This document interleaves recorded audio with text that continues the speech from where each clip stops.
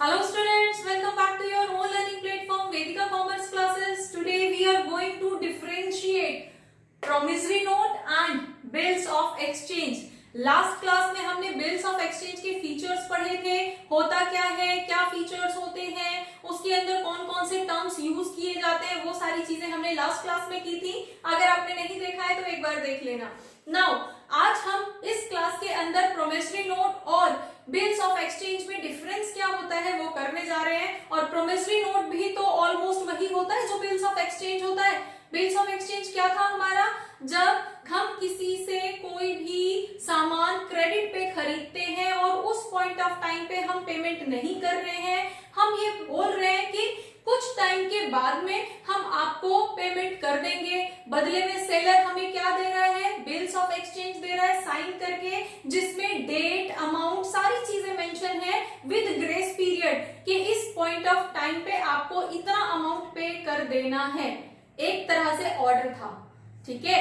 अब लाइकवाइज हमारा promissory note भी सेम ऐसा ही होता है। उसके अंदर क्या कर रहे हैं, अब हम जब भी कोई सामान खरीद रहे हैं, अब उस केस में हमें सेलर ऑर्डर नहीं दे रहा है, बल्कि हम प्रॉमिस कर रहे हैं कि हम इस डेट को इतना अमाउंट आपको पे कर देंगे, हम प्रॉमिस कर रहे हैं। तो जो हमने अपनी तरफ से डॉक्यूमेंट दिया है that is called promissory note.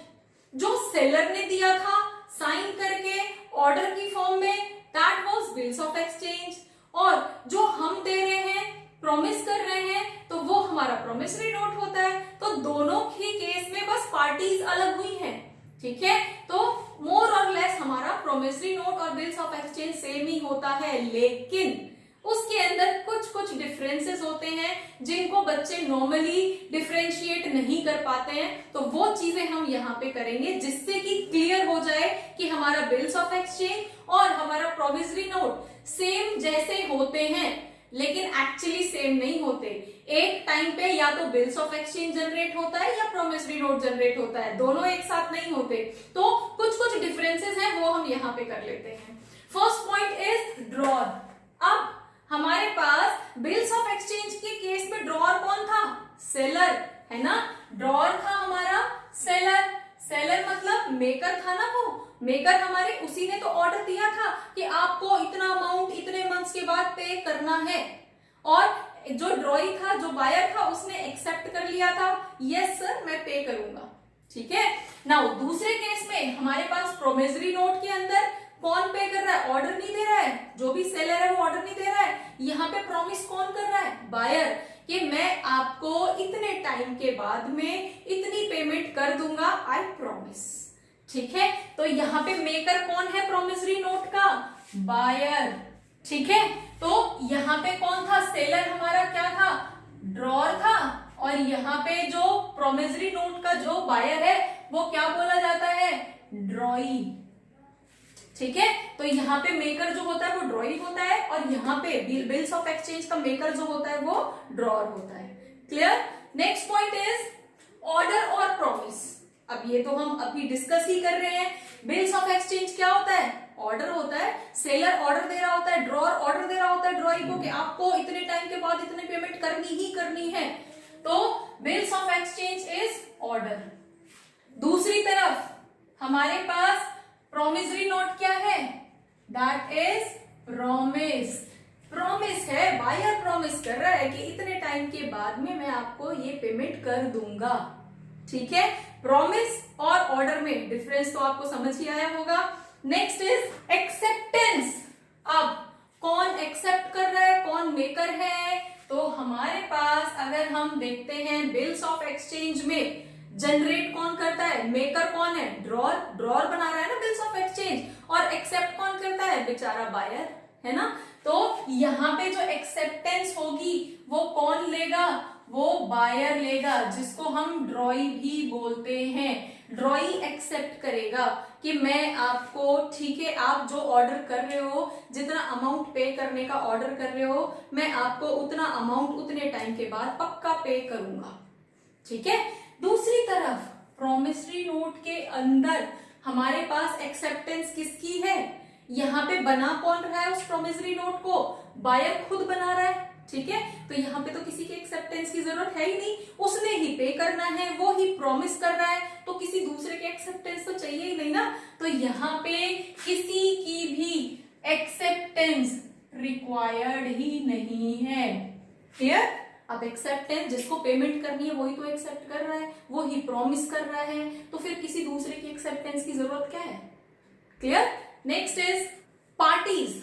अब हमारे पास जो पार्टीज हैं, बिल्स ऑफ एक्सचेंज के केस में कौन कौन सी पार्टीज इन्वॉल्व होती है? फर्स्ट हमारा ड्रॉर, नेक्स्ट हमारी ड्रॉई, ठीक है, और एक और पार्टी होती है पेई, दैट इज कॉल्ड पेई, कि किसको पे करना है। और ये तो चेंज हो जाता है ना, कई बार ड्रॉर ही पेई होता है और कई बार किसी थर्ड पार्टी को वो पेई बना देता है, ठीक है। तो पेई इज हुम, जिसको हमें पे करना है, वो पार्टी जिसके हैंड में एट लास्ट वो बिल्स ऑफ एक्सचेंज है और जिसको अब फाइनली पेमेंट करनी है, दैट इज कॉल्ड पे, ठीक है। अब यहाँ पे इस केस में तो प्रोमिसरी नोट में तो किसी थर्ड पार्टी की जरूरत है ही नहीं, दो ही पार्टी हैं, जिसमें से एक जो है वो ये प्रॉमिस कर रहा है कि मैं आपको ये पेमेंट करूंगा, तो थर्ड बंदे की किसी गारंटी की या किसी चीज की हमें जरूरत ही नहीं है। तो यहाँ पे तो सिर्फ दो ही पार्टी होंगी, कौन सी? First is promisor and payee, ठीक है। जो प्रॉमिस कर रहा है वो प्रोमिसर और जो जिसको पे होना है वो पेई, ठीक है ना। लाइबिलिटी, अब यहाँ पे लाइबिलिटी पॉइंट आता है, तो लाइबिलिटी कब किसकी जनरेट हो सकती है?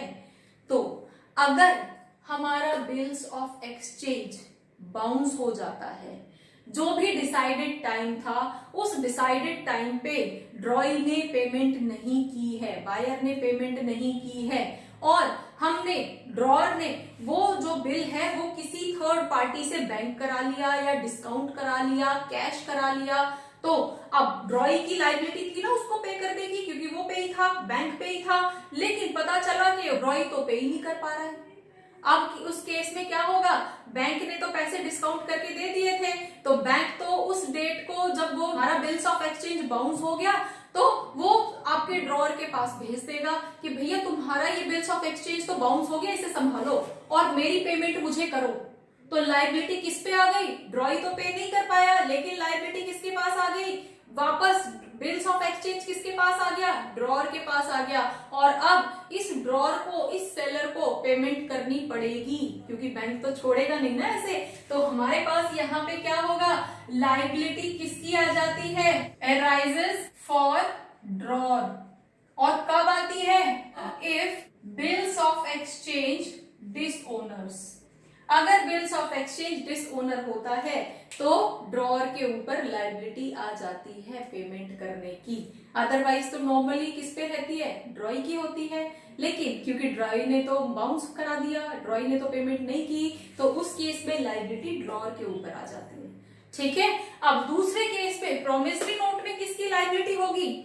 अब यहाँ पे तो हमारे पास पार्टी ही दो है, वन इज प्रोमिसर और दूसरा पेई, तो यहाँ पे तो फाइनली प्रोमिसर की ही हर हालत में रिस्पॉन्सिबिलिटी होगी कि उसने प्रॉमिस किया है तो पे भी उसे ही करना है। अगर उस टाइम पे बाउंस हो गया तो नोटिंग चार्जेस के साथ या एक्स्ट्रा चार्जेस के साथ उसे वो पे करना ही करना है एनी हाउ, कोई भी दूसरी पार्टी नहीं है यहाँ पे शिफ्ट करने के लिए, ठीक है।